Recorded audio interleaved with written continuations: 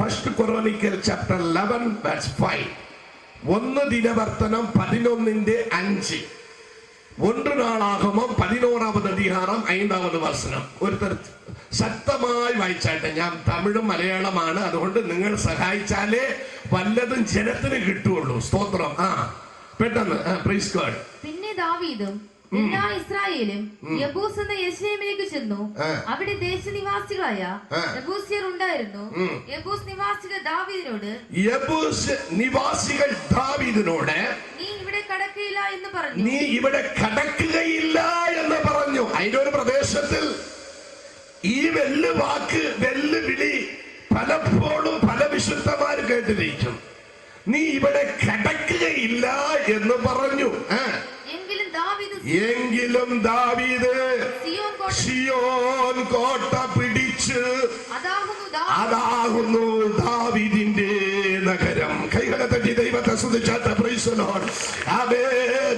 ഇവിടെ കടക്കില്ല എന്ന് വെല്ലുവിളിച്ച ഇടത്ത് എങ്ങനെയോ എന്റെ അപ്പൻ ദാവീദിനെ കടത്തി. കൈകളെ തട്ടി ദൈവത്തെ സ്തുതിച്ചാട്ടെ. ഇന്ന് കടക്കില്ല എന്ന് വെല്ലുവിളിക്കുന്ന അന്ധകാരത്തിന്റെ ശക്തികളെ അഴിച്ചു മാറ്റി കടത്തുന്ന ദൈവത്തിന്റെ സ്നേഹം ഈ അവസാന ദിവസം ഈ പ്രദേശത്തോട് വെളിപ്പെടുവാൻ ഒരുക്കമുള്ളവർ കയ്യപ്പൊക്കി 3 ഹല്ലേലൂയ പറഞ്ഞാട്ടെ. Hallelujah, hallelujah, hallelujah, hallelujah.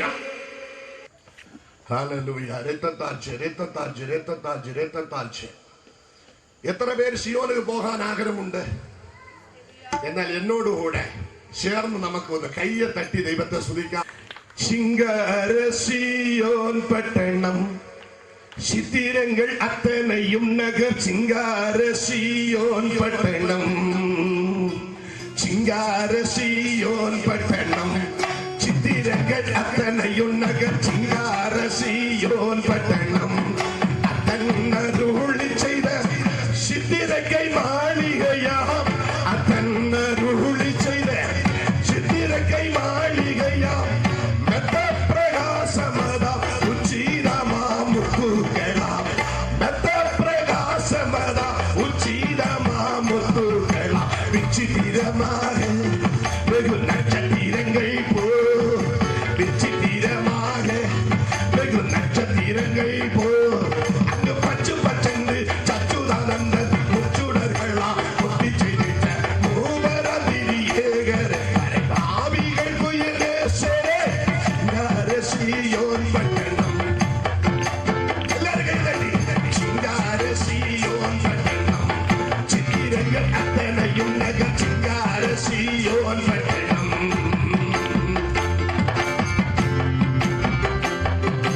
മായപാന വേലകളാം മകാമലങ്കരിത മായപാന വേലകളാം.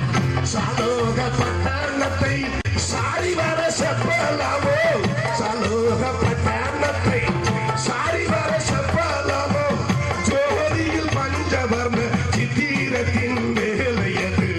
ജോലിയിൽ പഞ്ചവർണ്ണ ചിത്തിരത്തിൻ വേലയത്. சொல்ல முடியாது அந்த நல்லுலகமதையே, அண்ணே சொல்ல முடியாது அந்த நல்லுலகமதையே. சுத்தமாய் வைத்தானே சாட்சிகளுக்கு அது சோபானமாய் கொண்டாடி உயர்ந்திட. அங்கே சுற்றமாய் வைத்தானே சாட்சிகளுக்கு அது சோபனம் பாடி கொண்டாடி உயர்ந்திட. சிங்கார சியோன் பட்டணம் சித்திரங்கள் அத்தனையும் நகர். சிங்கார சியோன் பட்டணம். எல்லாரும் கைகள் தட்டி சியோன் சந்தோஷம் வருவான். அதெல்லாம் தெய்வ சமத்து வருங்க. இலோகம் வருங்க. ஸ்நேகம் மாத்திரம் இன்று ராத்திரி வந்தால் அவரை வரவிட வேண்டும். தனக்கு வருவார் കഴിയുമെങ്കിൽ ആരാധിക്കും.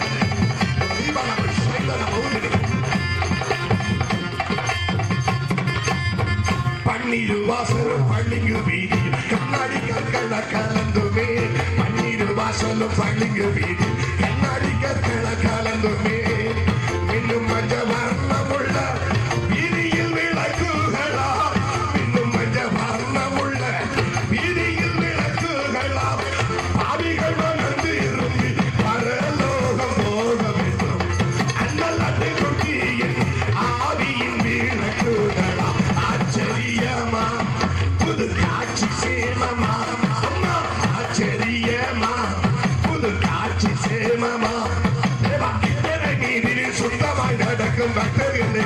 நிச்சயமாகவே தேவா இத்தனை நீதியில் சுத்தமாய் நடக்கும் ഭക്തர்களுக்கு அது നിശ്ചയമാണ്.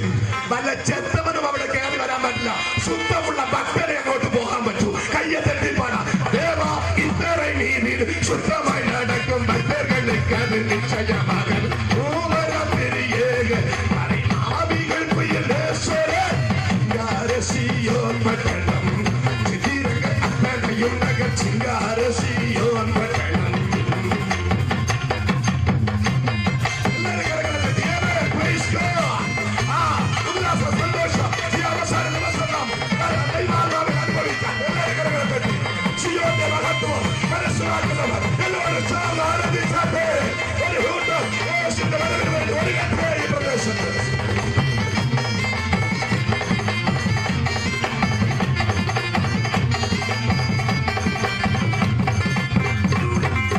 மாளிகையின் முத்துக்களாம் மாணிக்கங்களால் பதித்த மாளிகையின் முத்துக்களாம் ஜீவவாசல் 12 சிறப்பாக கட்டி வைத்து ஜீவவாசல் 12 சிறப்பாக கட்டி வைத்து பாவிகள் மனம் திரும்பி பரலோகம் போகவில்லை.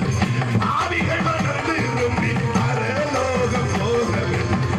என்பை யாரே வெகு காலமாச்சுதே என்னே என்பை யாரே வெகு காலமாச்சுதே. சிங்கத்துக்கொப்பா அங்கத்தின் சாட்சியில் சங்கை வரிசையில் மங்களம் வாங்கினேன். தேவா சிங்கத்துக்கொப்பாக அங்கத்தின் சாட்சியில் சங்கை வரிசையில் மங்களம் பாடிட சிங்காரசியோன் பட்டணம் சித்திரங்கள் அத்தனையும் நகர் சிங்காரசியோன் பட்டணம்.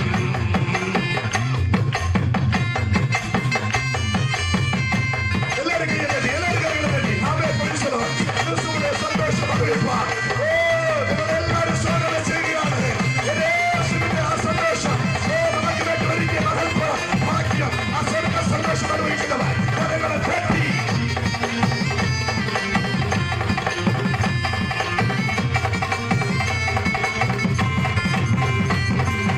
இந்திர நீலமும் சந்திர காந்தமும் இழைத்த புஷ்பராகவும் இந்திர நீலமும் சந்திர காந்தம் இழைத்த புஷ்பராகவும் மாசத்த தேவதிரு மகிமையின் ஆலயமாம் மாசத்த தேவதிரு மகிமையின் ஆலயமாம் மாட்சிமை என்ன சொல்வேன் மனதை மகிழ செய்வேன் மாட்சிமை என்ன சொல்வேன் மனதை மகிழ செய்வேன். மங்காத வெளிச்சம் அந்த சிங்காசனத்தின் மங்காத வெளிச்சம் அந்த சிங்காசனத்தின் அங்க கேருவி சேராவி கிண்ணற தடியும் பன்னீர் ராகமும் எந்நேரம் பாடினே அங்கே கேருவின் சேராவின் கிண்ணற தடியில் பன்னீர் ராகமும் எந்நேரம் பாடிட சிங்காரசியோன் பட்டணம் சித்திரங்கள் அத்தனையும் நகர் சிங்காரசியோன் பட்டணம்.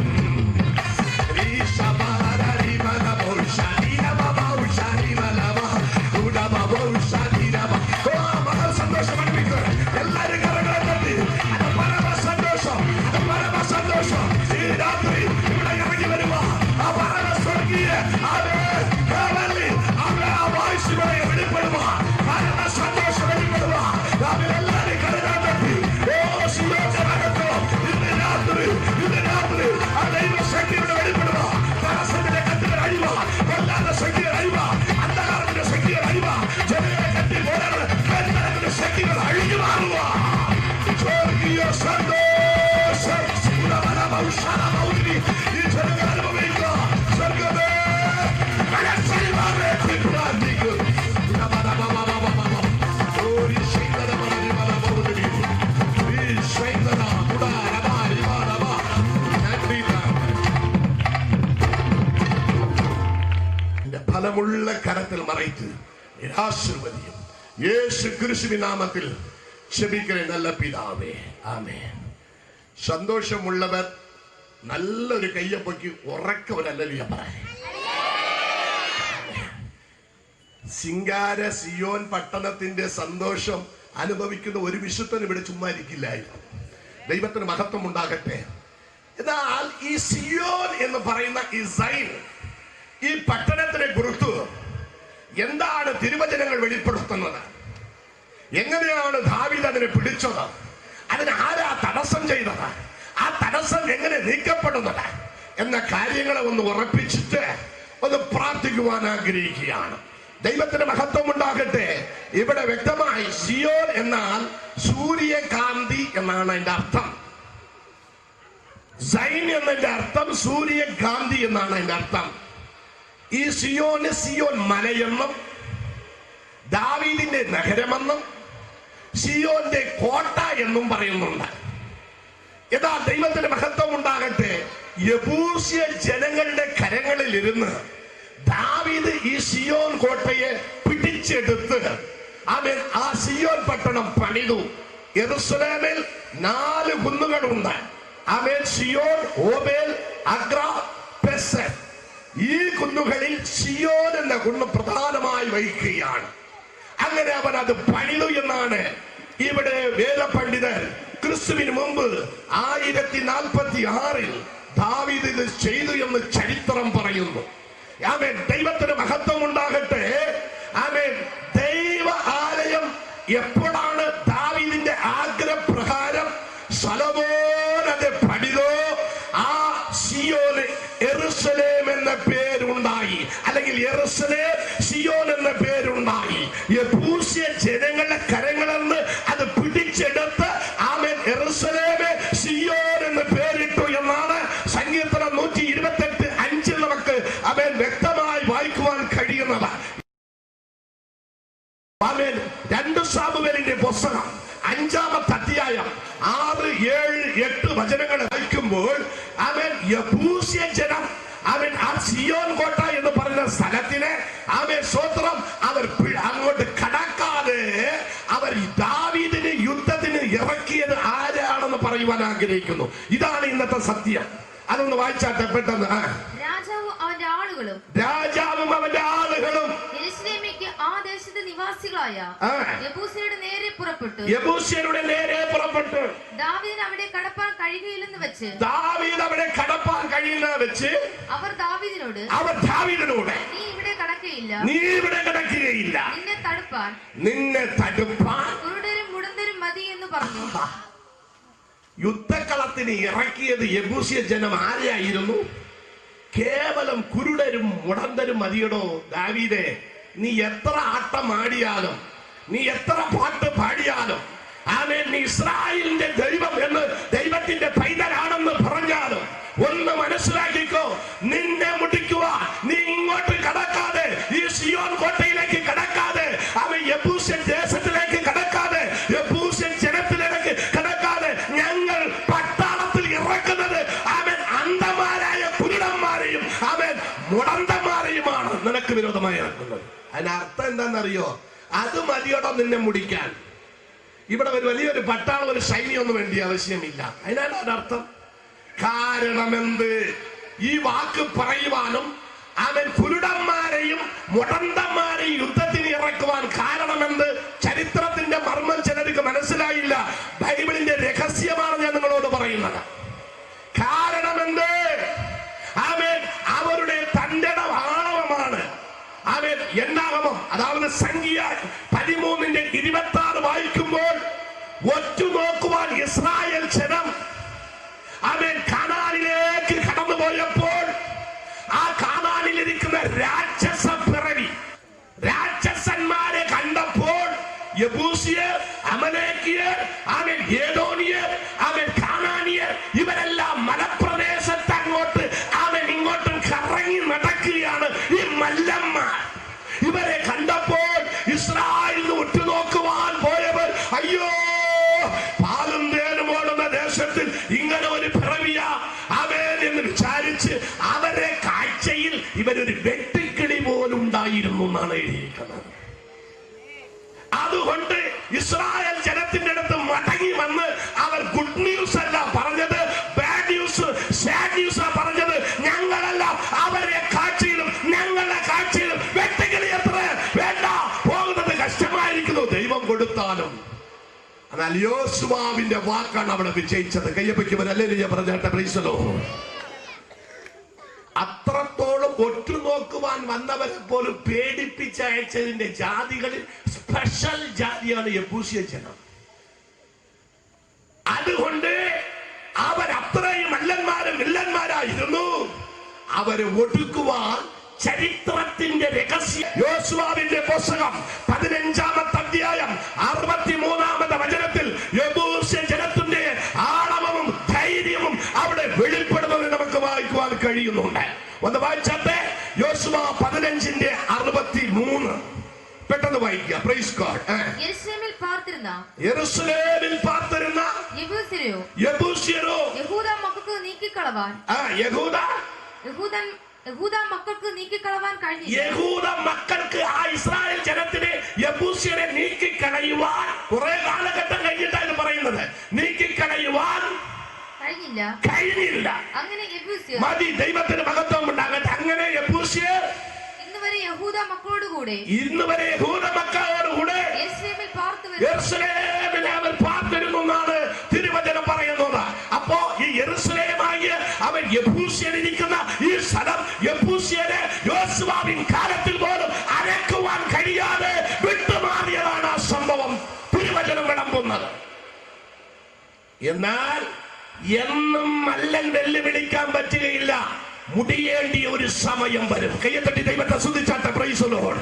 ഇന്ന് രാത്രി നിന്നെ വർഷക്കണക്കായി കെട്ടി പോരാടുന്ന ഒരിക്കലും ഞാൻ വിടുകയില്ല, തടസ്സം ചെയ്യുമെന്ന് വെല്ലുവിളിക്കുന്ന ശത്രുവിന്റെ ആണവങ്ങളെ അവൻ അഴിച്ചു മാറ്റി വിടുവിക്കുന്ന ഒരേ ദൈവമുണ്ട്. അബ്ബാസ് ഇവിടെ പ്രസംഗിക്കുന്ന യേശു എന്ന ദൈവം, അവനാൽ കഴിയാത്തത് ഒന്നുമില്ലല്ലോ. ആ യേശുവാണ് ഈ അബ്ബാസ് ഇവിടെ പ്രസംഗിക്കുന്നത്. ഇന്ന് രാത്രി നിന്നെ വിളിച്ച വിളി, സിയോൻ പട്ടണത്തിലേക്ക് വിളിച്ച വിളി, നിന്നെ സാധാധിപതിയാക്കുന്ന ഉന്നത വാക്യത്തിലേക്ക് ആത്രേ. അവൻ രാജാക്കളും അവൻ പുരോഹിതരുമാക്കുന്ന സാധാധിപതിയുടെ അനുഗ്രഹ സ്വർഗം നിനക്ക് തരുവാനത്രേ സിയോൻ യാത്രയിലേക്ക് നിന്നെ വിളിക്കുന്നത്. അതെ, യോവാബ് മനസ്സിലാക്കി ഞാൻ മുടിക്കാമെന്ന് ഇറങ്ങി മുടിച്ചു. തിരുവചനം പറയുന്നു, അന്ന് മുതൽ കുരുടന്മാരെയും മുടന്തന്മാരെയും വീട്ടിൽ കയറ്റില്ല എന്ന് അവൻ സംഭവം ഇസ്രായേൽ ജനത്തിന്റെ ഇടയിൽ അവൻ ഒരു നടവാക്കായി തീർന്നു. അവൻ ദൈവത്തിന് മഹത്വമുണ്ടാക്കുന്നു. പെട്ടെന്ന് വായിച്ചാട്ടെ, അവൻ 6, 7, 8 ഒന്ന് വായിക്കും പെട്ടെന്ന്. എന്നിട്ട് ദാവീദ് സിയോൻ കോട്ട പിടിച്ചു. അത് തന്നെ ദാവീദിന്റെ നഗരം.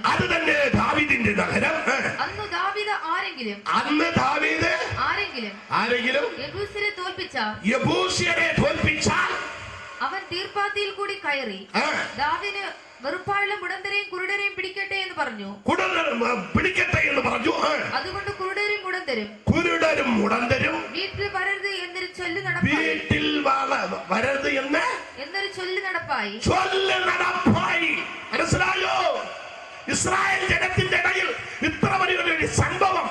അവൻ മറ്റുള്ള ജാതികളെല്ലാം മുടിച്ചപ്പോൾ കുരുടന്മാരെയും മുടന്തമാരെയും ഇറക്കിയിട്ട് ഇവൻ മരിയടോ നിന്നെ ജയിക്കാൻ, ഈ ഇസ്രായേൽ ജനത്തെ അവന്റെ ദൈവങ്ങളെ ജയിക്കാൻ ഞങ്ങളാലൊക്കെ അവൻ ഇവരാലെ കഴിയും എന്ന് പറഞ്ഞത് തിരുവചനത്തിന്റെ മർമ്മമാണ് എന്ന് മാത്രമേ ഞാൻ നിങ്ങളോട് പറയുവാൻ ആഗ്രഹിക്കുന്നത്. ദൈവത്തിന് മഹത്വം ഉണ്ടാകട്ടെ പ്രിയരെ. കാരണം എന്തായിരുന്നു അവർ പറയുവാൻ എന്ന് അർത്ഥം പറഞ്ഞു? അവർ രാക്ഷസപ്രവികളായിരുന്നു, ഇവർ വെട്ടുക്കിളികളായിരുന്നു. രണ്ടാമത് ഇവരെ ഒരിക്കലും മുടിക്കാൻ പറ്റാതെ യോശുവ അവനെ വിട്ടുവെച്ചു യെരൂശലേമിൽ തന്നെ. ആ യെബൂസ്യ ജനം ഇരിക്കുന്ന യെരൂശലേമിൽ അവരിയ്ക്കുകയായിരുന്നു. അവൻ ദൈവത്തിന് മഹത്വം ഉണ്ടാകട്ടെ. എന്നാൽ ദാവീദ് രാജാവായി തീർന്നപ്പോൾ അവൻ ദൈവത്തിന് ഒരു മന്ദിരം പണിയുവാൻ, ദൈവവാസം ചെയ്യുവാൻ, ദൈവത്തിന് നിവാസം ചെയ്യുവാൻ അവൻ ആഗ്രഹിച്ചു. ദാവീദ് നഗരം ഉണ്ടാക്കുവാൻ ആഗ്രഹിച്ചത് ഈ യെബൂസ്യരിക്കുന്ന സിയോൻ പട്ടണത്തിലായിരുന്നു. ഇവനെ മുടിച്ചു കെട്ടിയാലേ നമുക്ക് ജയമുള്ളൂ എന്ന് അവൻ അവിടെ ഇറങ്ങിയ സംഭവം നമുക്ക് മറക്കരുത്. ദൈവത്തിന് മഹത്വം ഉണ്ടാകട്ടെ. അങ്ങനെ ദാവീദ് അവൻ ജയിച്ചത് പട്ടാളത്തിൽ ഇറക്കിയ അവൻ മുടന്തന്മാരെയും കുരുടന്മാരെയും ജയിച്ചിട്ട് അതിനെ പിടിച്ച. Price the Lord. ചത്തമ്മ ഒരു ഹല്ലേലൂയ പറഞ്ഞാട്ടെ. ഇത് എന്തിന്റെ അർത്ഥമാണ്? സിയോൻ പട്ടണത്തിൽ പോകുന്നവർക്ക് ഈ രണ്ട് സംഭവം ക്രിസ്തു നിവൃത്തി ചെയ്യുവാൻ വേണ്ടി ദാവീദ് മുന്നമേ കണ്ടത് രഹസ്യമായിരുന്നു. അവൻ മൽകിയ പുസ്തകം മുതൽ മത്തായി പുസ്തകത്തിന്റെ ഇടയിൽ ഒരു ഇരുണ്ട കാലം, 400 വർഷകാലം ദൈവം മനുഷ്യനോട് സംസാരിച്ചില്ല. അവൻ വീണ്ടും ആ ഇരുണ്ട കാലം കഴിഞ്ഞിട്ട് ആ ഇരുളിൽ ഒരു വെളിച്ചം ഉദിക്കുവാൻ, ദൈവകൽപ്പന നിവൃത്തി ചെയ്യുവാൻ, ക്രിസ്തു രാജാവാൻ, യൂദന്റെ രാജാവാൻ അവൻ ചലിക്കുകയാണ്. കൈകളെ തട്ടി ദൈവത്തെ സ്തുതിച്ചാട്ടെ. മനുഷ്യ ജാതിയിന്മേൽ സ്നേഹം കൊണ്ട് മനുഷ്യൻ സാത്താന്റെ പിടിയിൽ നരകത്തിലേക്ക് പോയി ചേരാതിരിപ്പാൻ, മനുഷ്യന്റെ അക്രമത്തെ മറന്ന് ആ മനുഷ്യന്റെ സകല ഭാവങ്ങളിൽ നിവൃത്തി ചെയ്യുവാൻ പിതാവിന്റെ സ്വന്തം പുത്രൻ, ഏകപുത്രൻ, സ്നേഹപുത്രനെ അവൻ ഈ ലോകത്തിലേക്ക് അയക്കുകയായിരുന്നു. അതുമാണ് ഇരുളിലിരിക്കുന്ന ജനങ്ങൾ വലിയൊരു വെളിച്ചം കണ്ടത്. ആ വലിയൊരു വെളിച്ചമായി ക്രിസ്തു വെളിപ്പെട്ടപ്പോൾ അവൻ ഇവിടെ യെശയ്യാ പ്രവാചകൻ പറയുന്നു, ഇപ്പോൾ സിയോൻ അവൻ പുത്രിക്ക് അല്ലാതെ സിയോൻ ഒരു സുവിശേഷം ആവശ്യമാണ്. അവൻ ഇതുവരെയും നിനക്ക് കോട്ട കെട്ടി ഉന്നതത്തിലേക്ക് അവൻ ദൈവം വെച്ചു. പക്ഷേ നീയോ അടിമത്തനത്തേക്ക് പോയി അന്യദേശത്തിലേക്ക് നാശം അനുഭവിക്കാൻ കടന്നുപോയി. എന്നാൽ വീണ്ടും യേശു വന്നതിന്റെ യഥാർത്ഥ നോക്കം എന്തെന്നാൽ, ഈ ദേശത്തോട് ഞാൻ പറയട്ടെ, ലോകവാസി മനംതിരുമ്പണം, സകല ഭാവിയും മാനസാന്തരപ്പെടണം. അത് ദൈവത്തിന്റെ ഹിതമാണ്. എന്നാൽ ഇതെക്കാളും വിലയോടെ ഒരു അനുഭവമുണ്ട്. സിയോനെ രക്ഷിപ്പാനത്രേ യേശു വന്നത്. വിശ്വാസിക്കുന്നവർ കൈകളെ പറ്റിയവർ ഹല്ലേലൂയ പറഞ്ഞാട്ടെ.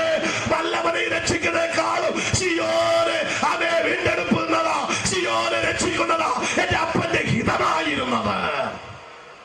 അതുകൊണ്ടാണ് യെശയ്യാ പ്രവാചകൻ 52:7 സമാധാനത്തിന്റെ സുവിശേഷമായി സുവിശേഷം പ്രസംഗിക്കുന്നവന്റെ കാലുകൾ മലയിന്മേൽ ഭംഗി വരുത്തുകയാണ് എന്ന ഒരു വിളിയോടുകൂടെ അത് സിയോനിലാണ് സുവിശേഷം പ്രസംഗിക്കേണ്ടത്. മനസ്സിലായോ? സിയോനിന് ഒരു സുവിശേഷമാണ്. ഒന്ന് വായിച്ചാട്ടെ. യെശയ്യാ 52:7 വായിക്കുക.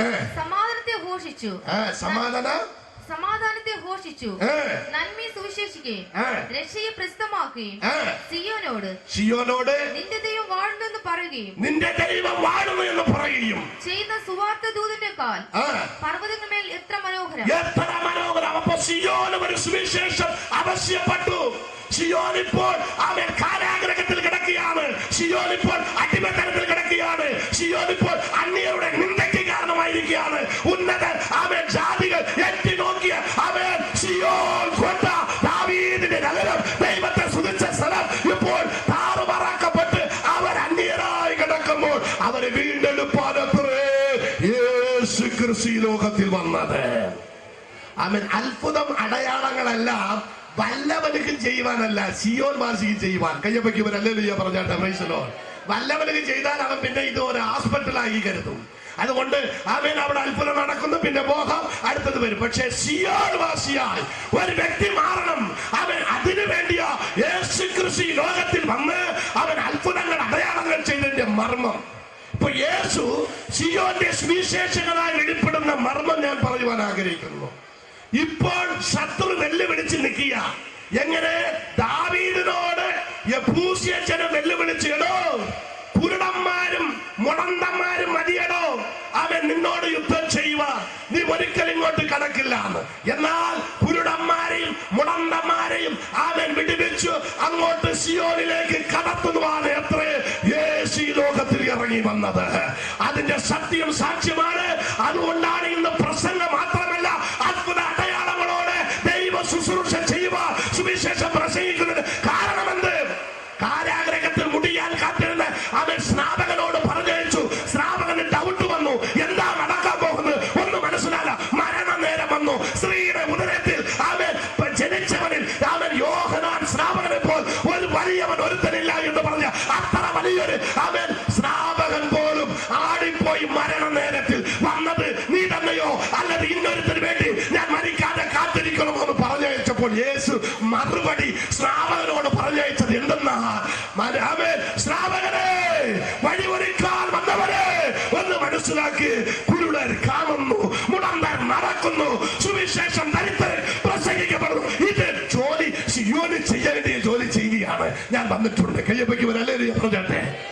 ദാവീദിന്റെ രാജാവായി ദാവീദിന്റെ രാജാവായി. അത് ഉറപ്പിക്കുന്ന മർമ്മമാ ബൈബിളിൽ എഴുതിയിരിക്കുന്ന 2 കുളത്തിന്റെ സംഭവം. ദാവീദ് കുരുടനെയും മുടന്തനെയും ജയിച്ച് അകത്ത് കടന്നതുപോലെ യേശു ലോകത്തിൽ വന്ന് ലോകത്തിൽ വന്ന് അവൻ ചെയ്ത പെതസ്തായിൽ ചെയ്ത ഒരു അത്ഭുതം, പെതസ്ത കുളത്തിന്റെ അത്ഭുതം നമുക്ക് മനസ്സിലാക്കുവാൻ കഴിയുന്നുണ്ട്. യോഹന്നാൻ 5-ാമത്തെ അധ്യായം 2:5 മുതൽ 9 വരെ വചനങ്ങൾ വായിക്കുമ്പോൾ സാക്ഷിയാൽ യെബൂസ്യ ജാതിയുടെ ശക്തിയെ ജയിപ്പാനത്രേ, സിയോനെ കെട്ടുവാനത്രേ, സിയോനെ പണിവാനത്രേ യേശു വന്നതിന്റെ സത്യമാണ് ഈ സംഭവം. ഇവിടെ അവൻ പൊതിയപ്പെട്ടതിന്റെ മർമ്മം എന്ന് ഞാൻ നിങ്ങളോട് പറയുവാൻ ആഗ്രഹിക്കുന്നത്. വായിച്ചാട്ടെ. യെരൂശലേമിൽ ആട്ടുവാൽക്കൽ ബെഥസ്ദ എന്ന എബ്രായത്തിലുള്ള ഒരു കുളമുണ്ട്. അതിന് 5 മണ്ഡപമുണ്ട്. അവയിൽ വ്യാധിക്കാർ, കുരുടർ, മുടന്തർ, ക്ഷയരോഗികൾ ഇങ്ങനെ വലിയൊരു കൂട്ടം കിടന്നിരുന്നു. അതത് സമയത്ത് ഒരു ദൂതൻ കുളത്തിൽ ഇറങ്ങി വെള്ളം കലക്കും. വെള്ളത്തെ ഒരു കലക്ക് കലക്കും. വെള്ളം കലക്കിയ ശേഷം ഈ വെള്ളം കലക്കുന്ന ശേഷം ആദ്യം ആ കുളത്തിൽ ഇറങ്ങുന്നുണ്ടോ ഏത് വ്യാധി പിടിച്ചവനായിരുന്നാലും, ഏത് വ്യാധി രോഗം പിടിച്ചവനായാലും അവന് സൗഖ്യം വരും. ഇത് യേശു ക്രിസ്തുവിന്റെ വരവിന്റെ അവൻ ഒരു അടയാളം മാത്രമേ അന്ന് നടന്നുകൊണ്ടിരുന്നത്. കൈയെടുത്തിട്ട് ദൈവത്തെ സ്തുതിച്ചാട്ടെ. Praise the lord. യേശു രാജാവായി, യൂദന്റെ രാജാവായി, ദാവീദിന്റെ രാജാവായി യേശു വെളിപ്പെടുമ്പോൾ ഈ കുളത്തിൽ യേശു വരണം. ഇവിടെ ഒരു അത്ഭുതം നടത്തണം. അവൻ ദാവീദ് എങ്ങനെ അത്ഭുതം ചെയ്ത് അത് ജയിച്ചോ അതുപോലെ ഇവിടെ ഒരു ജയം നൽകാതെ സിയോൻ യാത്രയിലേക്ക് കടന്നു പോവാൻ മാർഗമില്ല. കോട്ടയിലേക്ക് ഈ കുളത്തിൽ യേശു ഒരുത്തനെ അവൻ അനുഭവപ്പെട്ടവൻ, തമിഴിൽ പറയുന്നു അയക്കപ്പെട്ടിരുന്നു എന്ന സംഭവം യേശു നിവൃത്തി ചെയ്തില്ലെങ്കിൽ യേശു യൂദന്റെ രാജാവ് അല്ലത് അവൻ യേശു അവൻ സ്വതന്ത്രം ദാവീദിന്റെ രാജാവായി വെളിപ്പെട്ട എന്ന സത്യം അവിടെ ഉറപ്പില്ലാതെ പോകും. ശത്രു ജയിച്ചു കളയും. പക്ഷേ സത്യം ഒരിക്കലും മാറ്റുവാൻ കഴിയില്ല. തിരുവചനം ജയിക്കും, സാത്താൻ തോൽക്കും. എന്നൊരു കുളത്തിന്റെ സംഭവം ക്രിസ്തു തന്റെ 3.5 വർഷ ശുശ്രൂഷയിൽ പുറത്തിറക്കിയത്. ദൈവത്തിന് മഹത്വം ഉണ്ടാകട്ടെ. എന്തായിരുന്നു അത്? ശീലവാം കുളമായിരുന്നു. ഇതും യെരൂശലേമിൽ തന്നെ. ഇവിടെയും മണ്ഡപങ്ങളുണ്ട്. അതേ സംഭവമാണ്. യെരൂശലേമായ സിയോനെ പണിയുന്ന ഒരേ ദൈവം ക്രിസ്തുവാണ് എന്ന സത്യം സാക്ഷിയാൽ യഹൂദന്മാർ മണ്ടന്മാരായി അന്ധന്മാരായി മാറിക്കൊണ്ടിരിക്കുമ്പോൾ സത്യം ഉറപ്പിക്കുകയായിരുന്നു. കൈകളെ തട്ടി ദൈവത്തെ സ്തുതിച്ചാട്ടെ. Praise the Lord. നമ്മുടെ ദൈവത്തിന്റെ പദ്ധതി എത്ര ഉന്നതമായി തീർന്നു. അവൻ യോഹന്നാൻ 9-ാമത്തെ അധ്യായം 7-ാമത്തെ വചനത്തിൽ ഇവിടെ അവൻ കുരുടനായിരിക്കുന്നവൻ അവൻ സൗഖ്യം പ്രാപിക്കുകയാണ് ഈ കുളത്തിന്റെ അകത്ത്. ഒന്ന് വായിക്കുക പെട്ടെന്ന്. Praise God. കണ്ണിമേൽ പൂശി നീ ചെന്ന് ശീലോഹാം കുളത്തിൽ കഴുകുക എന്നവനോട് പറഞ്ഞു. യേശു വിചാരിച്ചാൽ അവനെ തൊട്ടാൽ അവൻ സൗഖ്യമാകില്ലയോ? ഇന്നലെ രാത്രി ഞാൻ പ്രസംഗിച്ച ഇടത്തിൽ പറഞ്ഞു അവൻ കുഷ്ഠരോഗിയെ തൊട്ട് സൗഖ്യം പ്രാപിച്ചു. ഒരിക്കലും തൊടാൻ പറ്റാത്തവനെ തൊട്ട് സൗഖ്യം പ്രാപിച്ചു. ആ സത്യമോടെ ഉറപ്പിച്ചു. അവൻ ക്രിസ്തു എന്ന് പറഞ്ഞു. എന്നാൽ ഇന്ന് രാത്രി ഇവിടെ ഞാൻ പ്രസംഗിക്കുന്ന ഒന്ന് മനസ്സിലാക്കണം. അവൻ ശീലോവാം കുളത്തിലേക്ക് ഒരു അവൻ പിറവിക്കുരുടനെ അയച്ച് സൗഖ്യമാകണോ? ഇല്ലല്ലോ. യേശു വിചാരിച്ചാൽ പറഞ്ഞാൽ മതി, അല്ലത് ചേർന്നുകൊണ്ട് ഒന്ന് കണ്ണിൽ പൂശി അത് സൗഖ്യപ്പെട്ട് തൊട്ടാൽ മതി. പക്ഷെ എന്തിനു വേണ്ടി യെരൂശലേമിൽ ഇരിക്കുന്ന ശീലോവാം കുളത്തിലേക്ക് അയച്ചത്?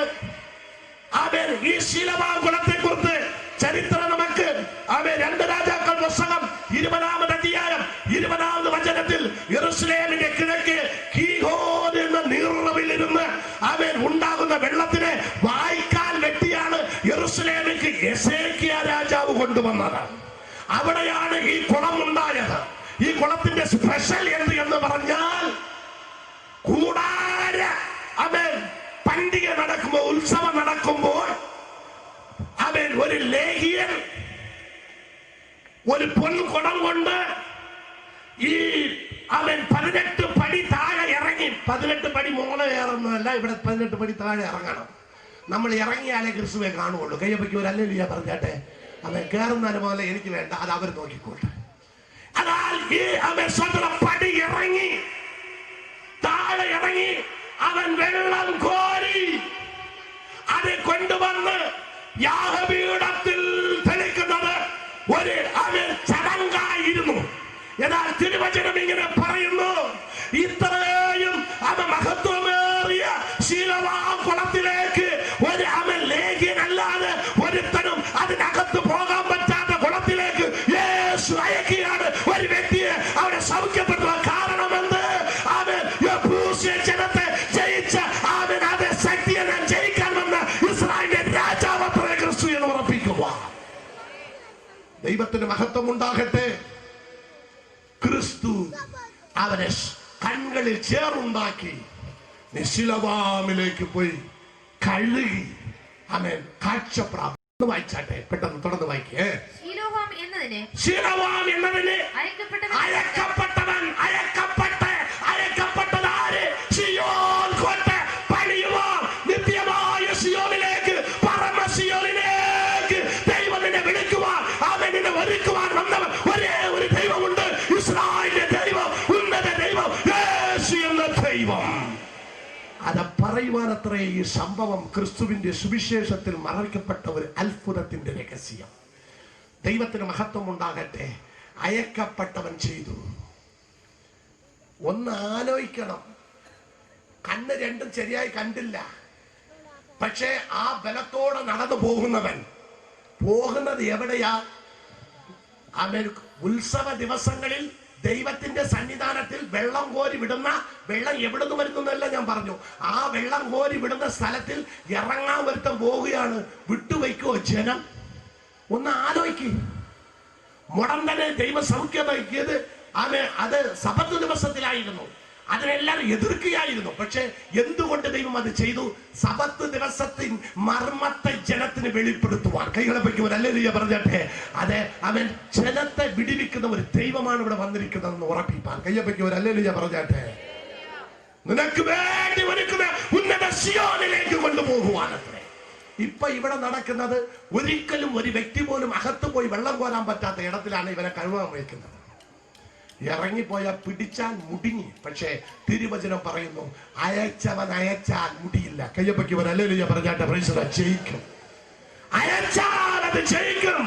അവൻ ക്രിസ്തുവിന് വേണ്ടി, അവൻ ആ തിരുവിരുന്നിന് വേണ്ടി അവൻ പന്തിയ ഒരുക്കുവാൻ അയച്ചപ്പോൾ അയച്ചു, യജമാൻ അയച്ചു എന്ന് പറഞ്ഞ ഒരുത്തനും എന്ത് എതിന് ആ യജമാനെന്ന് ചോദിക്കുവാൻ കഴിയില്ല. അതാണ് നമ്മുടെ ദൈവത്തിന്റെ മഹത്വം, നമ്മുടെ രാജാവിന്റെ മഹത്വം. ദൈവത്തിന് മഹത്വം ഉണ്ടാകട്ടെ. ഇതോ ശീലവാൻ കുളത്തിലേക്ക് ചെന്ന് അവൻ കഴുകിയപ്പോൾ, അവൻ കാഴ്ച പ്രാപിച്ചപ്പോൾ മുടന്തനും കുരുടനും സൗഖ്യം പ്രാപിച്ചു. ഇസ്രായേലിന്റെ ദൈവം രാജാവായി ക്രിസ്തു വെളിപ്പെടുകയാണ്. അവിടെ സിയോനെ പണിയുന്ന ഒരു രാജാവായി നമ്മുടെ കർത്താവായ യേശു വെളിപ്പെടുകയാണ്. അതുകൊണ്ടാണ് സങ്കീർത്തനം 102:13 ഇങ്ങനെ പറയുന്നു, സിയോനിക്ക് ഇറക്കം ചെയ്യുന്ന കാലമത്രയത്. അതുകൊണ്ടാണ് സങ്കീർത്തനം 102:15 അടുത്ത് പറയുന്നത്. ഈ ഇറക്കം എന്തിനു വേണ്ടി? സമയമില്ലാത്തത് കൊണ്ട് ഞാൻ പറയുവാൻ ആഗ്രഹിക്കുന്നു. അങ്ങോട്ട് ഇറങ്ങുവാൻ ആഗ്രഹിക്കുന്നില്ല. വീണ്ടും ഒരു വീണ്ടെടുപ്പിന് വേണ്ടി അത്രേ. അവൻ സിയോനിക്ക് ഇറക്കം കാണിക്കുവാൻ ഇറങ്ങി വന്ന ക്രിസ്തുവിന്റെ സ്നേഹം എന്തിനായിരുന്നു? അവൻ സങ്കീർത്തക്കാരൻ അത് പറയുന്നു. 102:15 വായിച്ചാട്ടെ പെട്ടെന്ന്. യഹോവ സിയോനെ പണികയും തന്റെ മഹത്വത്തിൽ പ്രത്യക്ഷനാകുകയും അവൻ അഗതികളുടെ പ്രാർത്ഥന കടാക്ഷിക്കുകയും അവരുടെ പ്രാർത്ഥന സിയോനെ പണിത് മഹിമയിൽ വെളിപ്പെടുവാർ. കയ്യെ ഉയർത്തി വരാൻ